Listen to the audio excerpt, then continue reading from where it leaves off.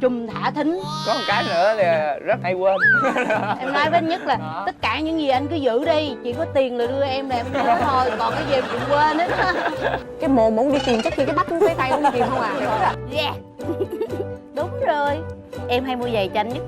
Nói cho cố vô ghi ra sai cho coi. Trong con nào đó.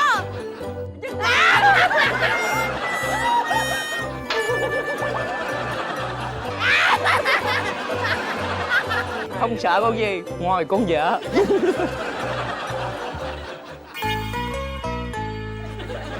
Bây giờ là bên này chơi trước đúng không? Rồi bây giờ là em là người nói, là anh là người trả lời, hay là anh là người miêu tả để em trả lời? Anh miêu tả đi. Anh miêu tả đúng không? Anh miêu tả ghê lắm á. Để nổi keo nha, vậy em qua bên kia đúng không? Ừ thì em ngồi đối diện với anh bên này.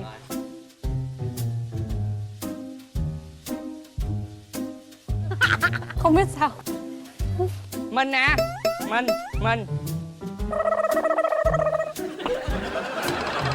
Cái này khó hiểu thật. Chơi đờn piano hả? Nói lên em, phải nói lên. Nói lên. Anh nhảy. Biết anh rồi, nói hoài. Giỡn nhây giống như là giỡn đủ thứ. Giống anh. Trời ơi, anh không hiểu. Giống Giỡn nhây như giỡn nhây như dây giày. Đúng rồi. Sợi dây. Giỡn nhây như No dây. Đúng không? giỡn nhây. Xem. Anh giỡn nhây như Qua. dây. Dây. Anh giỡn nhây như dây giày. Dây thôi. No dây. Khó thiệt á. Không chính xác. Anh giỡn nhây như sợi dây. Đúng rồi. Câu tiếp theo. Đây. Trời sao nhạc hay vậy? Em. Gì? Em sao? Ôi em giữ như quỷ. Em giữ như như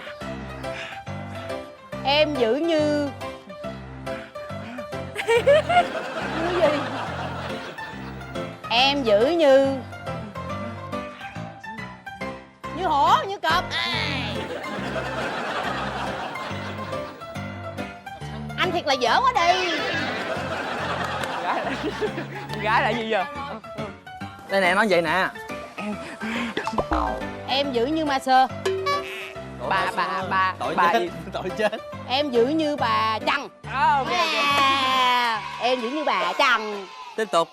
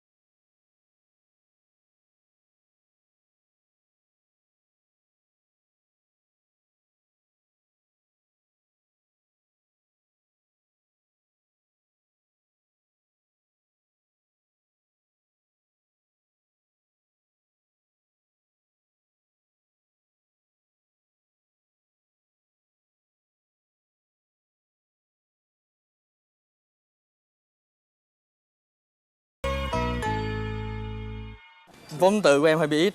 Nhưng không sao. Không phải hơi bị ít mà là quá ít.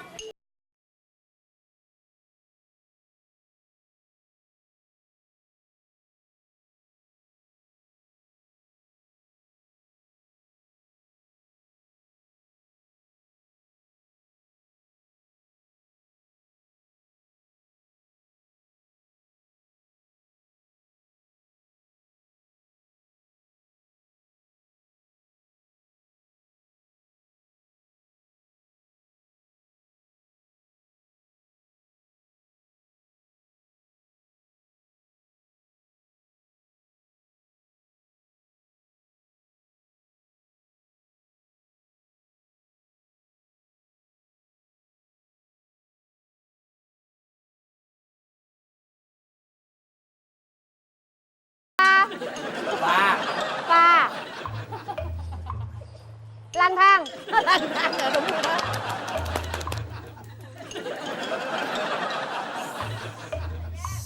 Rồi. Không.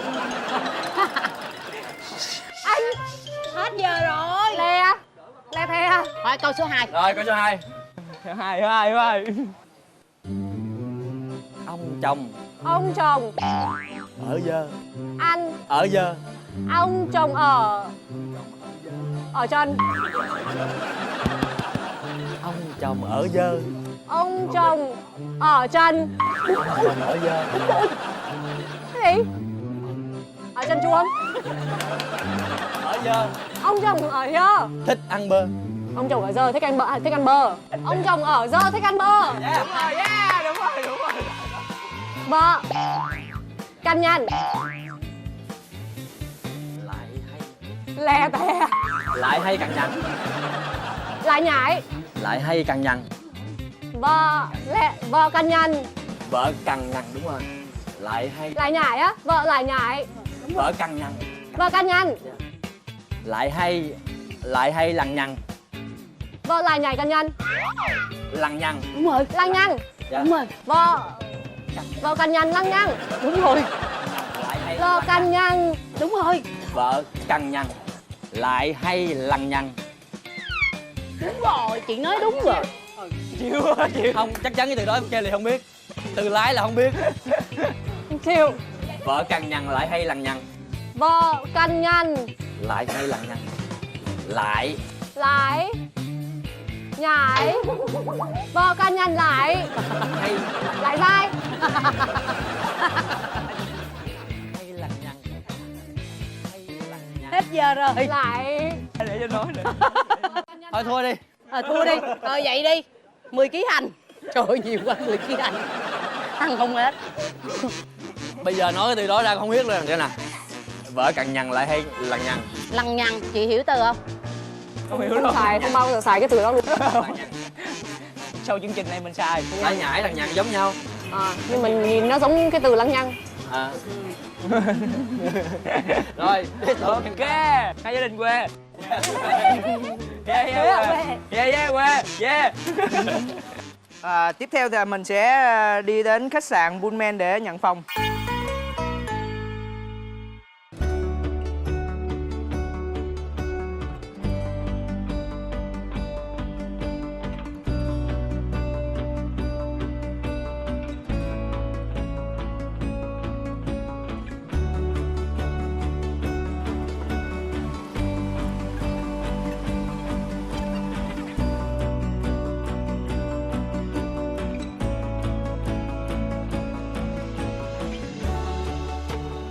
Wow. Thiệt là lãng mạn đó mà. Wow. Khách sạn phòng đẹp quá. Không nha. Có chữ lớp nữa nè. Lãng mạn quá đi. Bơi vô đây tao. Wow. Cái này giống Đẹp không? đẹp. Anh làm á. Xạo.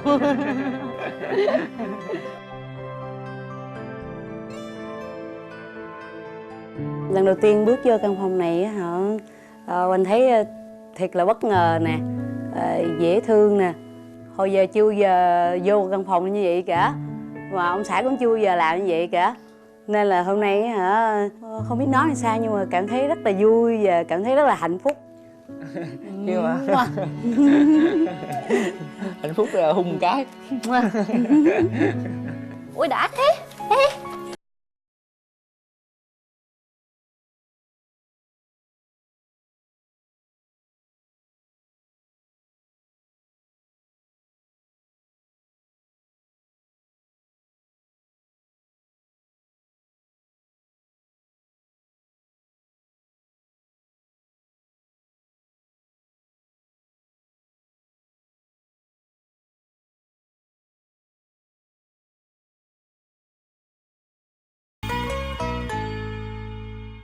Đội chéo thành viên giữa hai cặp vợ chồng trải nghiệm việc pha nước chanh.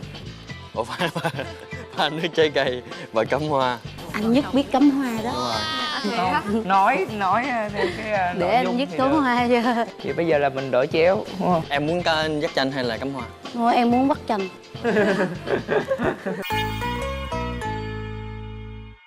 Ủa anh Việt, chị ở bên đó là anh cũng qua luôn hả?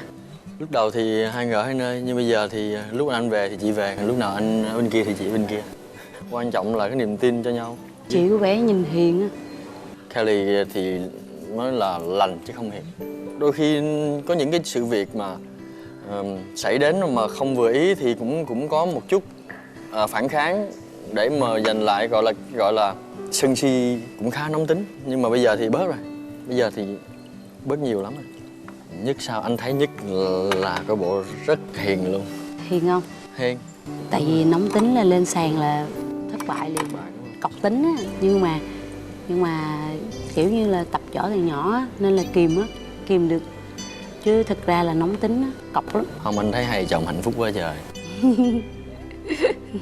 Tội nhất là cái lúc mà em có bầu á. Tại vì có bầu á, thay đổi tính á. Đúng rồi. Em phải sinh em bé thiếu tháng á. Tại vì hôm đó anh có một trận đấu quyết định ở Malai. Nên là anh á, muốn em phải mổ ra trước để anh đi cho yên tâm. Mổ xong rồi á, để anh chăm, còn 10 ngày nữa anh đi đánh á. Mà anh biết á, đi đánh lộn á, đâu có không mà ngủ không đủ nè, sức khỏe không đủ là lên chết liền à. Tội, cái ảnh vô bệnh viện nha, trời ơi thấy thương lắm. Cái bác sĩ nói bây giờ chưa đủ tuổi, chưa đủ tháng sao mà lấy ra á. Cái ảnh nói tại vì còn mấy ngày nữa con đi rồi, mà ở đây vợ con ở nhà có một mình à, nên thôi cho con sinh ra sớm đi. Vậy thì anh nghĩ là Nhất nó chọn cái nghề này thì cũng khá là mạo hiểm, đúng không? Em thấy cũng mạo hiểm. Mỗi lần anh Nhất đánh, dù là trận nhỏ hay trận lớn gì, em cũng sợ.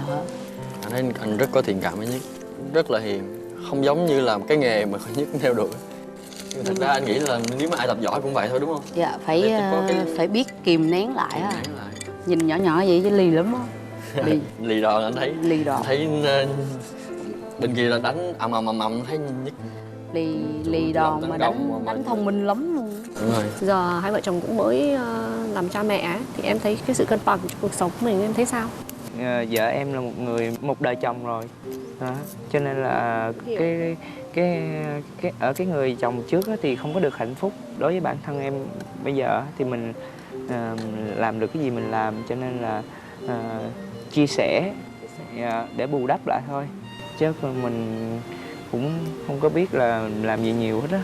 Chị thấy nhiều khi mình lấy được một người như thế á, người ta đủ trải nghiệm ấy, biết là những cái gì mà bỏ qua được thì bỏ qua. Tại vì em cũng hay đi thi đấu nên là có nhiều người cũng thích mình á, cho nên là cũng hay ghen lắm. Cho nên là Phải thông cảm được cái điều đó. lát nữa mà chị có tâm sự với vợ em thì có gì cũng nhờ chị nói giùm mấy cái vấn đề đó để bà khỏi lo lắng. Cái đó thì chị quá kinh nghiệm rồi, tại vì chồng chị là ca sĩ mà. Yêu thương rồi thì thực sự thì mấy bên đó là chỉ là cái xã hội bên ngoài, thi đấu rồi họ người ta thích là chuyện bình thường thôi. Mình cũng chả cấm người ta được. Dạ, bây giờ mà mình không trả lời người ta thì người ta cũng kêu mình này nọ, kêu căng. Chỉ nhờ chị nói vấn đề đó. Lúc đầu mà em mới gặp vợ em á, cái đầu tiên mà em để ý ở vợ em á, cái mà cuốn hút nhất đó là cái gì? Đó chính là cái tính cách. Bà xã em được cái là bà chịu chung với mình được. Đó thì em quý ở chỗ đó. Quan trọng nhất là cái đấy. Dạ. Có bao giờ mà chị với anh Việt cãi nhau chưa? Anh Việt thì chị cãi nhau nhiều, nhưng mà cãi nhau kiểu như là nó rất là nhẹ nhàng và rất là ít. Lâu lâu thì có một chút không đồng ý thôi, nhưng mà cũng nói chung là nguội nhanh lắm. Anh Việt rất là nhanh nguội và anh Việt không bao giờ để bụng một cái gì. Và chị thì cũng thế, kiểu như là tập cái cách và bỏ qua nhanh á, thì mình sống nó nhẹ nhàng hơn. Em với vợ thì cũng là đăng ký kết hôn rồi, nhưng mà chưa có tổ chức đám cưới. Có thế á? Dạ. Chưa làm đám cưới à? Dạ. Vợ em thì có một người con lớn nữa, cũng 3 tuổi. Còn bây giờ hai đứa thì mới có một em bé là 3 tháng. Em định bao giờ làm đám cưới? Em cũng chưa biết nữa, chắc là nghĩ là sang năm đợi bé nó được 1 tuổi, nó đi đồ này nọ, nó thoải mái. Đám cưới thì vui lắm. Dạ.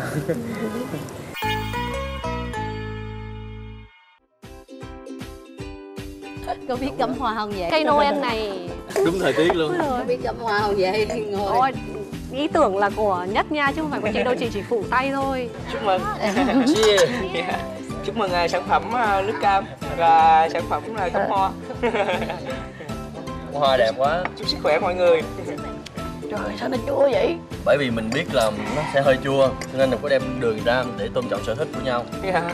Ai cảm thấy là nó chua quá thì mình để đường vào. Vậy thì Em đường thích không? uống ngọt. Cụng ly nước cam. Cheers. Hai vợ hoặc hai chồng đi vẽ tranh, hai người còn lại đi tập gym. Đó, Để bây phân giờ chia đi. cho Hai đứa mình đi tập gym đi chị. Vậy thì hai chị em mình đi tập gym. Đúng rồi. Ủa vậy tập gym Nói là thời buổi bây giờ á là con Sao gái ta? đi tập gym với tập võ hết, còn đàn ông là gì cắt tóc với là cắm hoa với vẽ tranh. nấu ăn. Làm nail.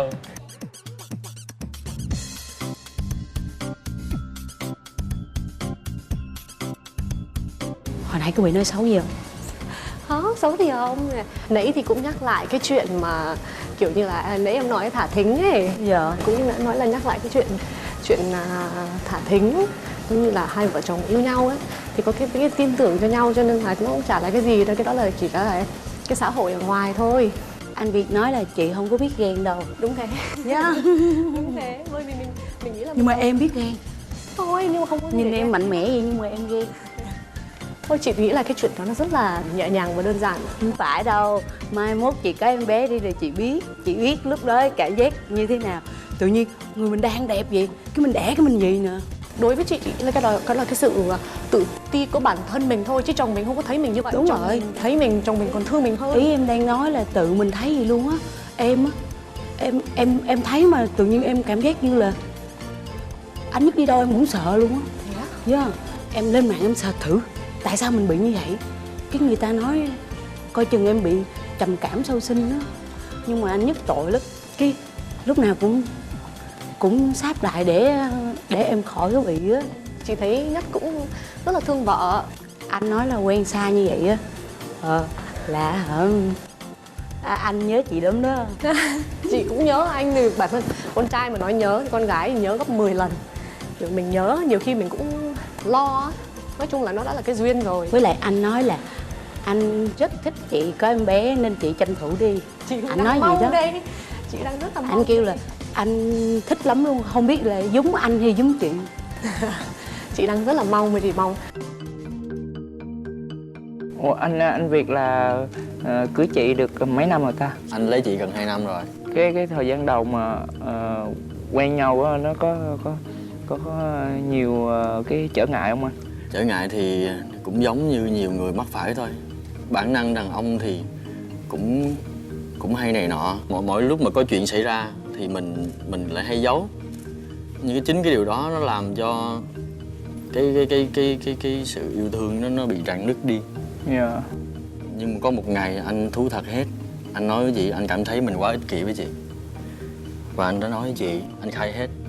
Mặc dù anh rất là yêu chị nhưng mà anh có thể anh chấp nhận. Rủi ro nhất là anh mất chị. Khi mà anh thú thật với chị thì chị lại tha thứ cho anh. Dạ. Lúc đó thì anh mới cảm nhận được cái tình yêu của chị nó lớn quá. Và tụi anh đã set up lại, thành lập lại cái tư tưởng không giấu giếm gì nhau nữa, để cho không phải suy nghĩ tiêu cực theo nhiều hướng. Đó cũng là một cái giúp cho mà cả hai luôn luôn mà thổ lộ với nhau. Đúng rồi. Không có giấu. Vợ của em á là đã một đời chồng rồi. Bà xã của em á thì lớn hơn em tới 7 tuổi rồi. Cũng có nhiều người nói này nói nọ lắm. Nhờ sự thật lòng của em với bà xã cho nên là vượt qua được hết mấy cái ranh giới đó. Nói chứ em cũng làm bà vợ em khổ nhiều lắm á. Thứ nhất đó là bà vợ em mặc cảm là lâu lâu có mặc cảm, có nghĩa là người lớn tuổi hơn á, cho nên là hay có cái suy nghĩ này nọ. Rồi ổng ra đời là sẽ gặp được nhiều gái trẻ hơn, đẹp hơn mình, rồi dễ bị dụ dỗ này nọ. Cho nên là gia đình cũng khuyên em này nọ. Thực sự thì từ nhỏ đến lớn mình cũng quen con gái, mình cũng quen nhiều lắm rồi. Mình hiểu được người nào thật lòng với mình, rồi người nào không thật lòng với mình. Khi mà tiếp xúc với bà xã em thì em thấy được cái thực ở trong con người đó. Cho nên là từ đó nó đưa mình đến cái duyên là hai đứa phải giống như là có nợ với nhau, thì gia đình cũng ngăn cản rồi, nhiều lần bà cũng buồn rầu rồi lắm, bà cũng nhiều lần bà cũng bỏ đi rồi này nọ đó. Nhưng mà em nói đó là thương á, là anh thương em chứ đâu phải gia đình anh thương em đâu. Thì anh thương em thì anh cưới em rồi anh lo cho em rồi sống chung với em chứ đâu phải là gia đình anh sống chung với em đâu. Cho nên là quan trọng là ở bản thân anh chứ không phải là ở gia đình anh đó. Đúng rồi Đó. Ông xã em ngoài cái tật kia ra không có tật nào xấu. Đúng rồi, chị cũng thấy thì chị thấy nhất rất là đơn giản và dễ thương. Ở nhà Thương vợ. ở nhà dễ thương lắm, không có giống như võ sĩ đâu. Dạ. Đi lên sàn đài á là một khuôn mặt khác á. Dù lớn hay nhỏ gì em cũng sợ, tại vì trận lớn hay trận nhỏ gì lúc nào em đi coi á, em cũng nín thở. Lúc nào em cũng phải giữ vững tinh thần cho anh Nhất hết á. Lỡ có một cái gì đó anh Nhất lên sàn đài á, tập trung vô cái đó là ao liền. Dù có chuyện gì xảy ra chăng nữa cũng phải ráng kìm lại để anh ấy lên đường một cách đó, chứ không. Chị cũng thấy vậy, ngay cả anh Việt thì ở nhà ấy, ngay cả những cái việc như là giặt quần áo này kia không bao giờ một lời như là than thở trách móc gì đó. Có làm không? Có làm, không chỉ là có làm mà Trời, hay vậy. có làm chứ, chắc chắn là làm. Khi thấy chị đang vác cái rổ này Thì nếu em không giặt đồ thì bộ đồ đó bận 5 ngày luôn. Bận đến nỗi em phải trời ơi, lấy ra đi giặt liền, chứ không là bận nữa. Không, anh Việt anh Việt có khi một ngày thay 2-3 bộ. Anh không thay đồ luôn. Xong em hả, trời ơi, chết rồi, bận mấy ngày rồi hả, lén chụp quăng qua cái đi tìm bộ đồ, hỏi ủa em bộ đồ anh đâu, kêu trời ơi bận đồ mới đi, đồ này dơ lắm rồi. Không, anh Việt có giúp việc nhà, là anh Việt không bao giờ, ngay cả nếu mà chị không kịp giặt đồ á, là anh Việt hết quần để mặc, thôi anh đi ra mua cái quần mới cũng được. Mà thương lắm, mỗi lần đi đánh á, là tâm sự về buồn á. Tại vì năm ngoái có một trận không được đánh, từ Việt Nam mình qua Mexico luôn á. Nó không cho đánh. Thầy đăng ký nhầm hạn á, năm 2013 là khóc một lần, là bị sự ép. Lần đó khóc một lần nữa. Thấy lần đầu tiên buồn vậy, tại vì đi từ Việt Nam qua Mexico, xong rồi nhắn tin về, anh không được đánh rồi em ơi. Hỏi sao vậy, sao không được đánh? Kêu là thầy đăng ký hệ B á, là hệ mà bán chuyên, là phải bận giáp. Còn hệ A là hệ chuyên nghiệp, nên là không có được bận á. Xong mà thầy sợ thua, thầy sợ đánh chuyên nghiệp thua, thầy lại đẩy cho cái hạng B. Một năm vừa rồi Việt Nam mình trắng tay luôn, tại vì hy vọng có một mình anh Nhất thôi, trắng tay luôn. Cái là đi về. Qua năm thì anh sẽ đi nhiều á.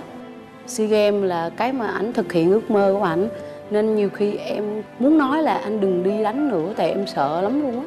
Nhưng mà em biết đam mê nên không nói được. Thay vì mình nói sợ thì mình ủng hộ hết mình để anh đi thôi.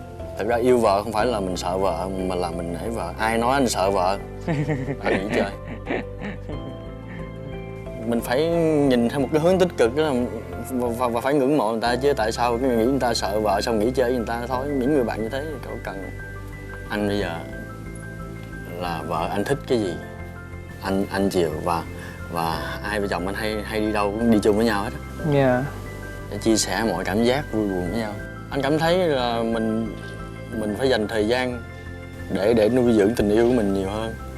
Mình có nhiều cái trải nghiệm để học hỏi hơn, chứ không phải suốt ngày cứ mình ngồi một chỗ mình cứ làm hoài rồi sau này có tiền cũng không có đi du lịch, không có đi chơi được. Lúc đó là già cả lúc đó mới nhận ra được là mình đang làm nô lệ cho đồng tiền. Tức là mình kiếm tiền mà bị tiền nữa chơi, chứ không phải là mình vui chơi với đồng tiền. Nãy vợ em thì cứ khen em suốt. Ổng hiền nhưng mà ổng tham gia cái nghề này em cũng lo. Kiểu mà mạo hiểm á, bảo em là em đang có một ước vọng để lấy huy chương SEA Games. Em bảo là em lấy cái đó xong thì em dành thời gian nhiều cho gia đình hơn. Thì cũng nghe bác kể mỗi lần mà đi theo coi thi đấu á, mỗi lần mình thi đấu á thì ở dưới rung. Còn mình thì mình là người thi đấu quen rồi, mình thấy bình thường. Người khác, người nhà mình nhìn thấy nó rung, lo lắng.